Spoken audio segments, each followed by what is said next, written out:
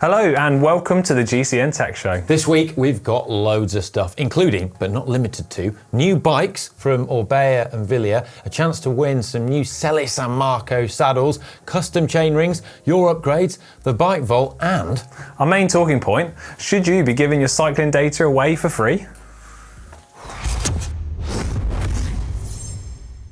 Well, first up this week, let's take a look at our poll from last week, in which we said, what do you think has been the biggest technological improvement in winter cycling tech? Gabba jackets, clip-on mudguards, more puncture-resistant tyres, better waterproofs, better cleaning products, or other. And the result was a resounding victory for better waterproofs. 39% of you. Yeah, stormy victory, really. Yeah, although 25% of you followed that with Gabba jackets. So what did you vote for? I actually went Gabba jackets. I guess they're similar products, but I voted for Gabba jackets. I did as well. I guess not enough people went for it. Yeah, but on to our main talking point from this week, which is, should you be giving your ride data and all your cycling data away for free? It's 2020, guys, and like it or not, data is actually now the most valuable commodity in the world, overtaking fossil fuels and gold. And it's no surprise, to be honest, because we post nearly 70,000 Instagram posts every minute, and as well as nearly 3 million Google searches. So data's here. Yeah, and as cyclists, we have a love of gadgets, tech, and data. We produce a lot of it, but should we be more mindful of where it's going and then what it can potentially be used for? We produced an alarming amount of data covering both how far we've ridden and how fast we've gone. It also shows how fit and healthy we are with physiological factors such as power and heart rate. Yeah, and also where we've gone. It basically is a measure of how fit we are as well, how healthy we are. Yeah, it covers everything, whether we're fit and healthy or really unhealthy. Yeah, and I think some people will be watching this at home right now and they'll be saying at the screen, well, you might use like a GPS and all that stuff, but I don't use a GPS and I don't use apps like Komoot to track where I ride, so it's not a problem for me.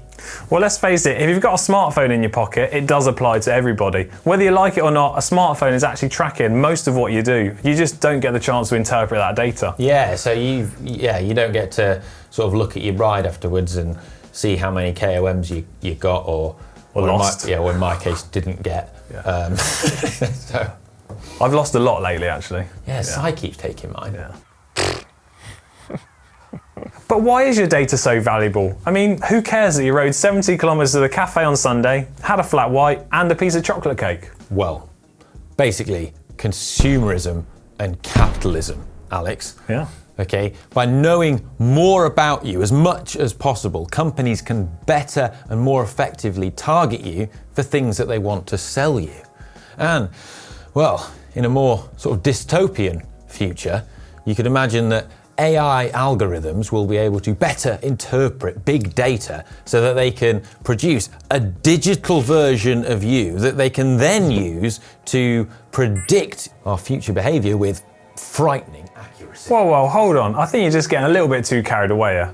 Well, taking it a step further, the AI could become so sinister and sophisticated that it is able to solve humans. And this would allow it to, manipulate us into doing whatever it wanted us to do. Free will would cease to exist and we'd effectively live in the Matrix. This is not beyond the realms of science, and it's why data is so valuable. Well, there are actually some good uses of our data too. Companies can even use it for lower insurance premiums. Everyone wants to save money. Great. Yeah. Every cloud. Yeah. Those people that are active, fit and healthy, you can upload your activities to the companies and they're going to save you money. Why wouldn't you want that? Skynet's come online. Yeah. Don't worry. Yeah. Got lower insurance. You might even get better maintained roads near where you live. If the council are aware you ride on them more frequently, you might even get a new cafe pop up on your most favourite cycling route. Yeah. It's a little bit more down to earth than Ollie's explanation, but I think I've got it right, to be honest. Well, sticking with your incredibly exciting insurance analogy, I still think it could be used for bad. So for example, if you stepped on a digital smart scale every day and then you're telling the AI that you're overweight, and then it sees where you ride and you're not very fast at riding, so it goes, well, you're probably unhealthy. And it sees that you buy unhealthy snacks at the shop. Yeah. and you're buying your cake every ride. It feels like you are aiming this slightly at and me. you happen to ride in an area that is like crime-ridden, and it knows that. Or next to a volcano. Yeah, next to a volcano, and there's, you know, dangerous traffic accidents happen with alarming frequency in that area. You know, it's going to learn these things, and then it's going to give you a higher insurance premium. Yeah, I still think you are getting a little bit too carried away on this, to be honest. Maybe I am. Thanks. So I've got crisps.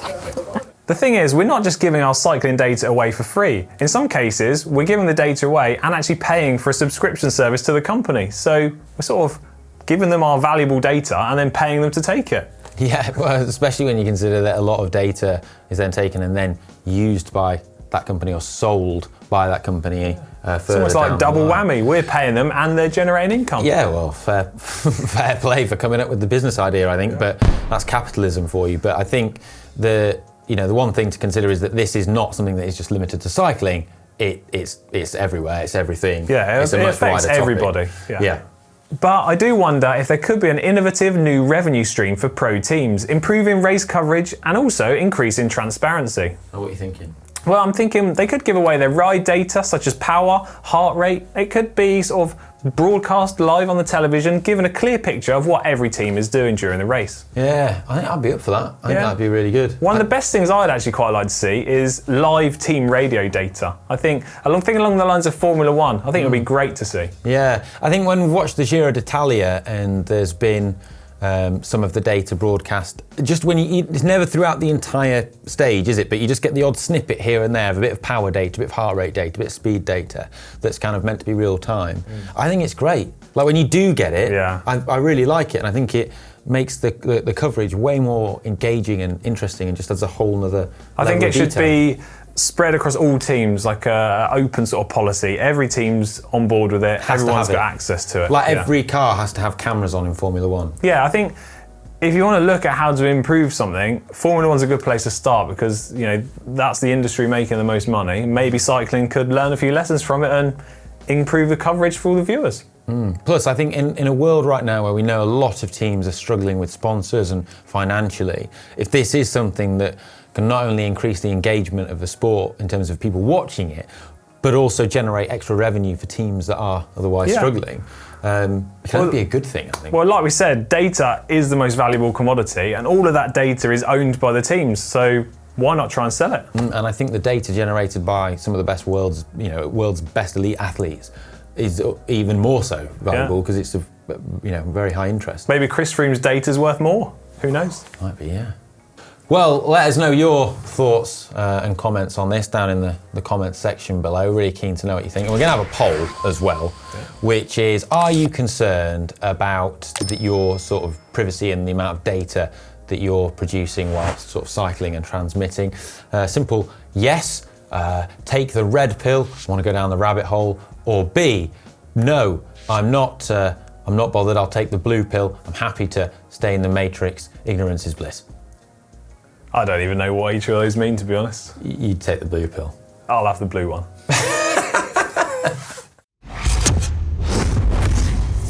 Next up, we've got our competition winners of the Selle Italia Novus Boost unboxing that we did a couple of weeks back. And these are as follows. Julian Gaston from Great Britain, Per Sandberg from Sweden, Chloe Parrington from Great Britain as well, and Martin Mizjaski.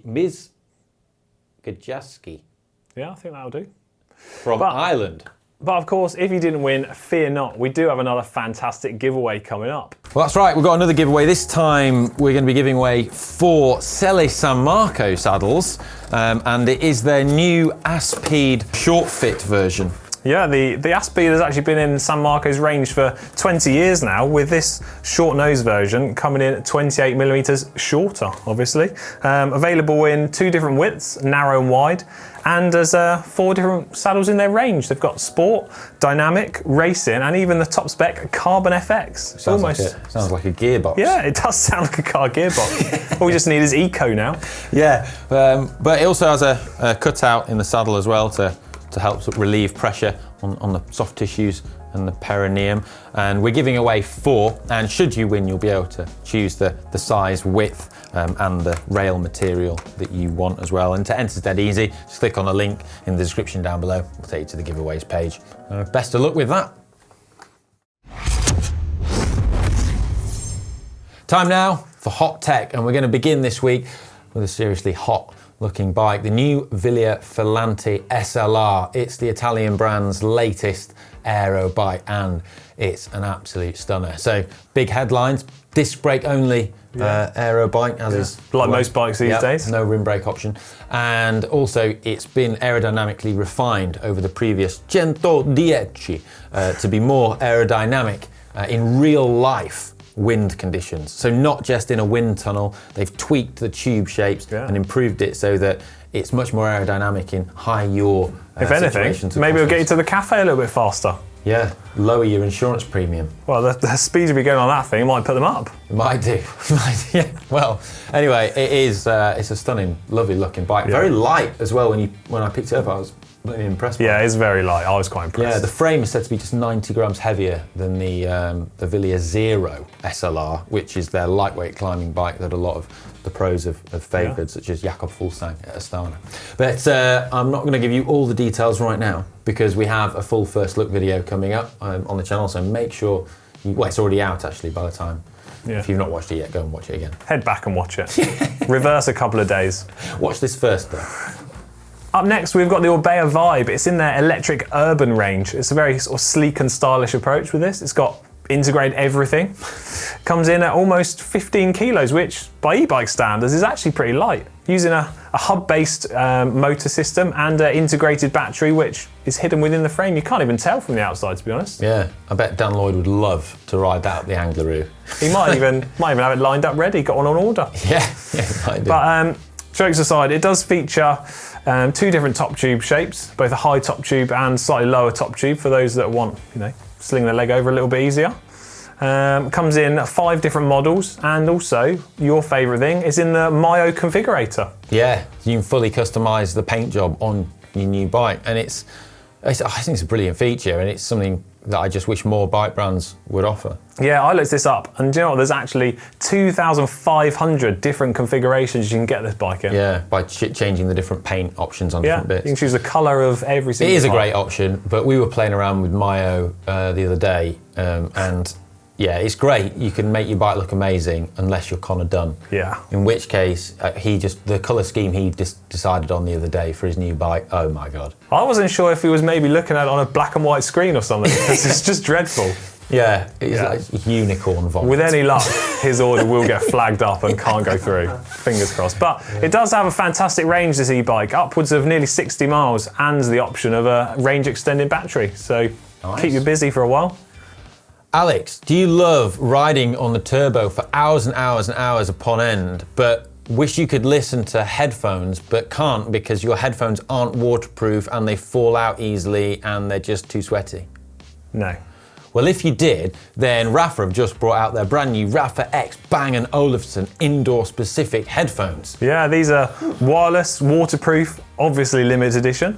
They feature a wireless charging case, of course, grippy textured surface. Yeah, so they don't fall out when you're sprinting. Even the toughest of intervals, they're going to stay in place. Yeah, and 7-hour wireless battery life, which is good for me because my biggest turbos are usually around 6 hours. So, so you've even got an hour's backup. I know. No, it's not. The biggest turbo I think I've ever done is about 3 hours. Yeah. But I mean, peak COVID.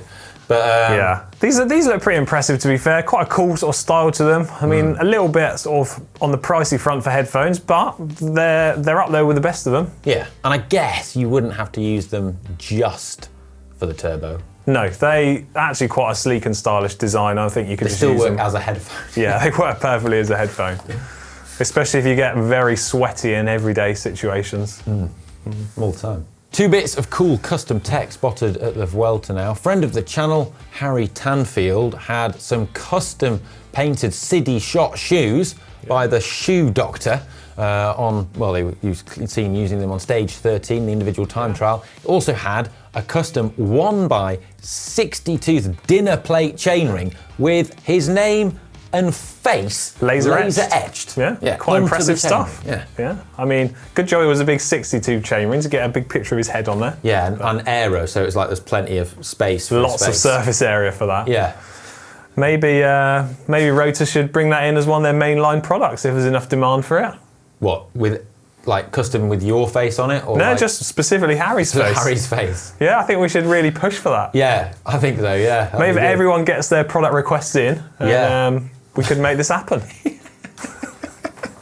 And up, finally, we've got No Pins sponsoring the esports TTT competition, and that's part of the World Tactical Racing League's online competition using the platform Zwift. Yeah, this comes off the back of No Pins launching their Sub-Zero clothing. We featured it in the tech show. It's indoor-specific cycling clothing with like ice pockets and stuff in to keep you cool, because cooling's so important when you're riding indoors. I think it's pretty cool, and it's going to be taking place on the 26th of November. Yeah. This team time trial stuff on Zwift, and it's across 9 different time zones, and it can accommodate teams of up to 4 to 8 riders, and there's going to be a load of categories, so seven categories. Right down from sort of keen amateurs through to the best pros. Even cool, levels like yourself.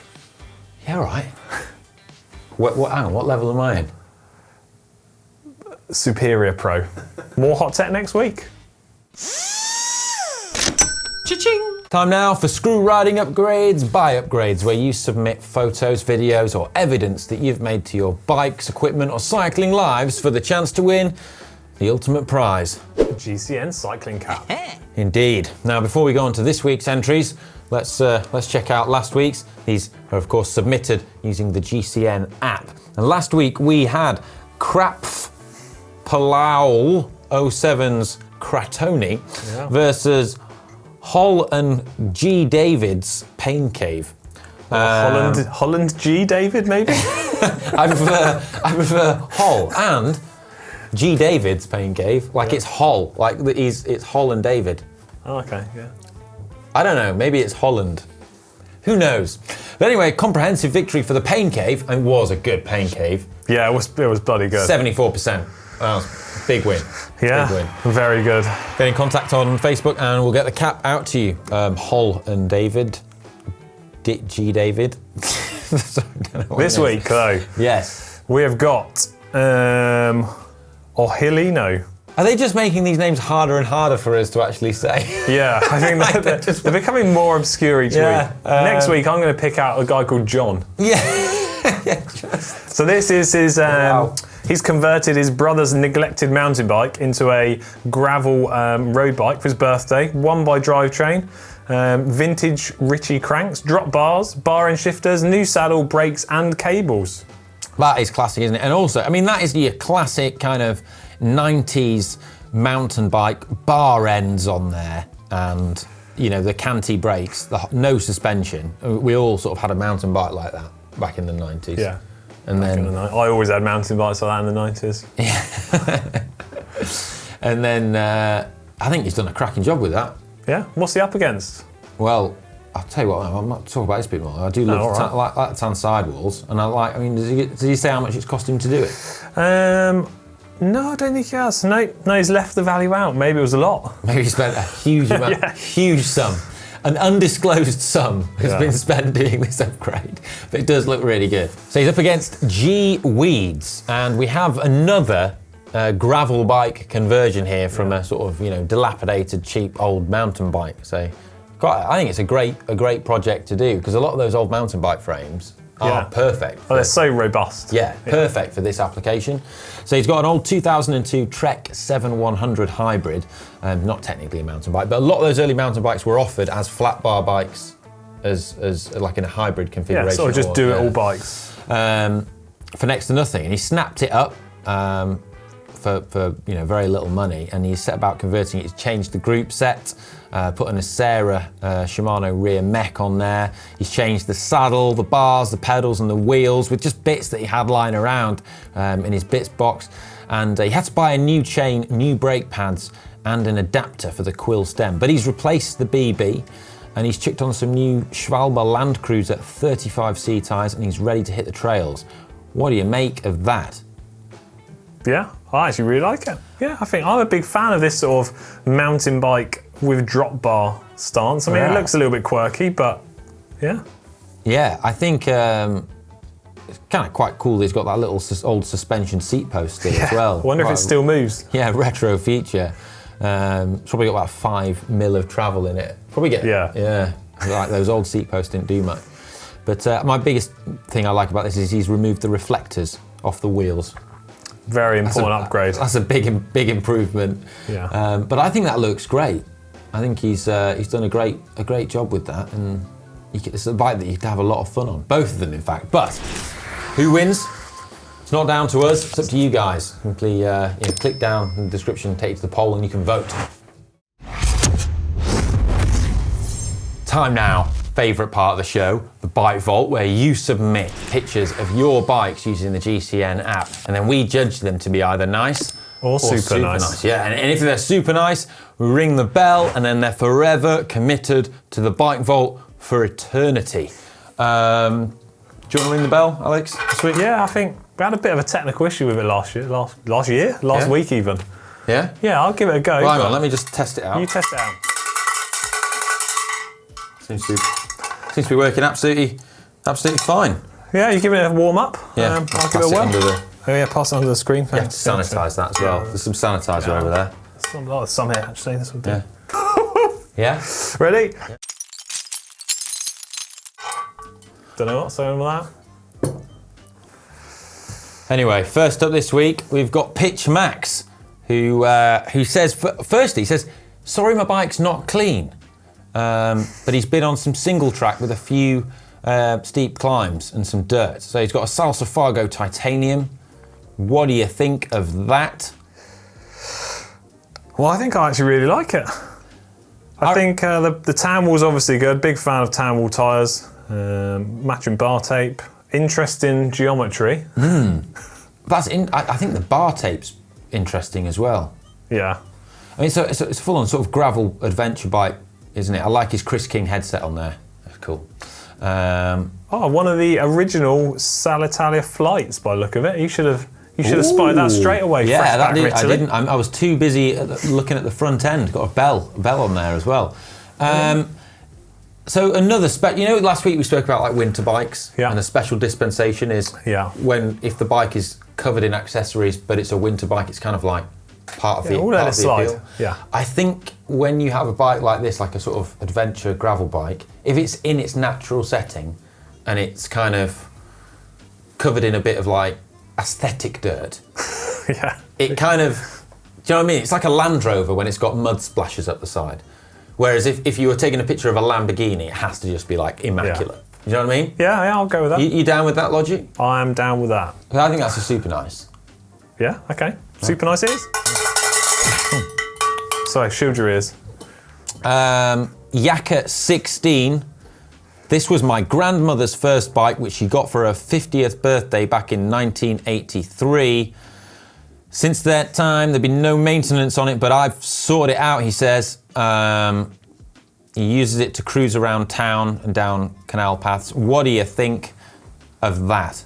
I think it's absolutely amazing. I think your grandma had an amazing bike, and it's still amazing, and I think that looks beautiful. The second I saw this in the user submissions, picked it straight into the Bike Vault because I knew you'd love it. I love the way he's perfectly aligned up the kind of, perfectly in that they're the same front and rear, the reflectors. Yeah.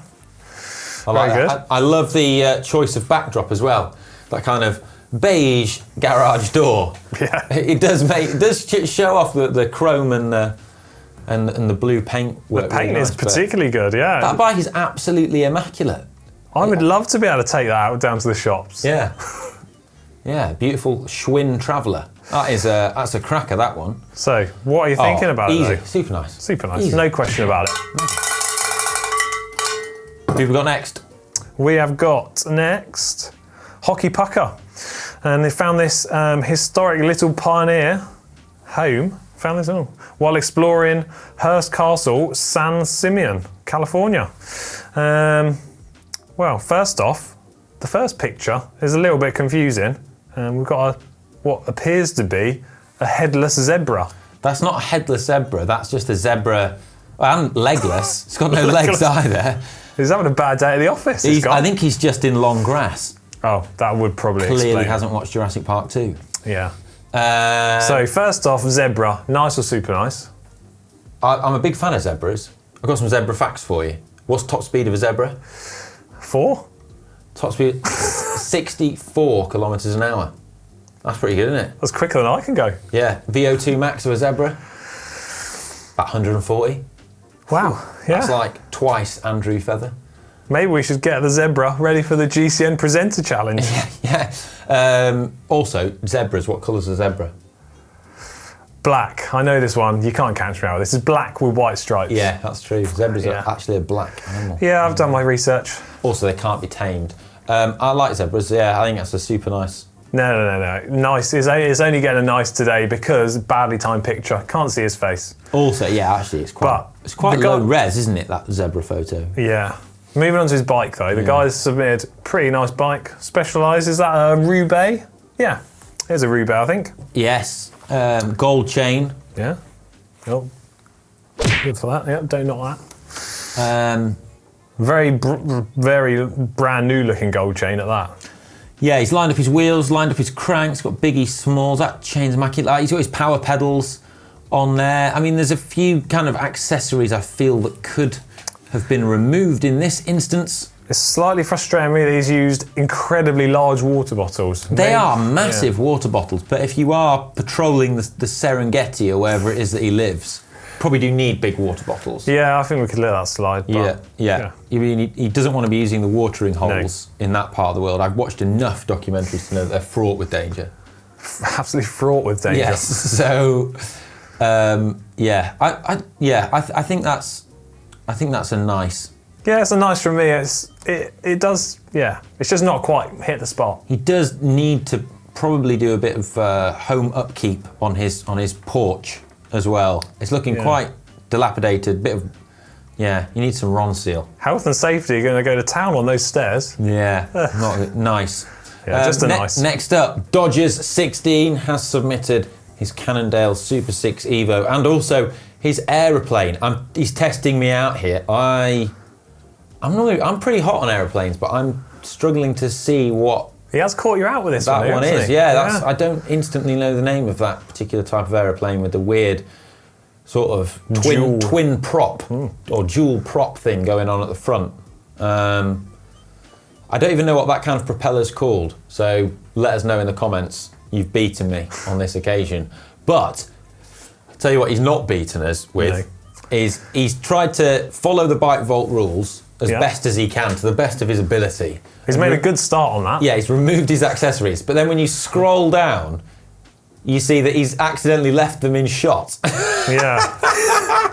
At the bottom of the photo. So you've gone through all the hard work of removing everything off his bike and then left it all in shot. Not so clever now. Oh. No. Yeah, which kind of just destroys the illusion. We had to move back so far to get his aeroplane in. Yeah. But the other thing that's bothering me about this is the jaunty angle of the bike. It's not sort of square on, side on. Well, neither the bike or the plane are square on, so I think we can't even accept it either way round. Yeah. Fortunately, both are wrong. I think it's just a nice, and let that be a lesson to the rest of you as well. Yes. More bike vault next week. And that's it for the GCN Tech Show today. I hope you enjoyed it, and why not check out the GCN shop for some of the fancy Castelli winter goodies. Yeah, we've got some winter kit in there now. The head thingy. I think that's actually what it's called. But that's its official and technical name. Yeah. Got bib tights in there as well now, Nanoflex bib tights. Yeah, I saw those because I haven't got any of those. Yeah, I have. They're really good. Yeah. Yeah, maybe I better put an order in. Yeah. Also, although the racing season has now sort of come to an end on the road, cross is well underway. So if you are into live racing and that's your bag, then be sure to check out Race Pass. Territory restrictions do apply, so check that. But there's loads of cyclocross coverage happening on Race Pass right now as well. But until then, we'll see you next time. Bye.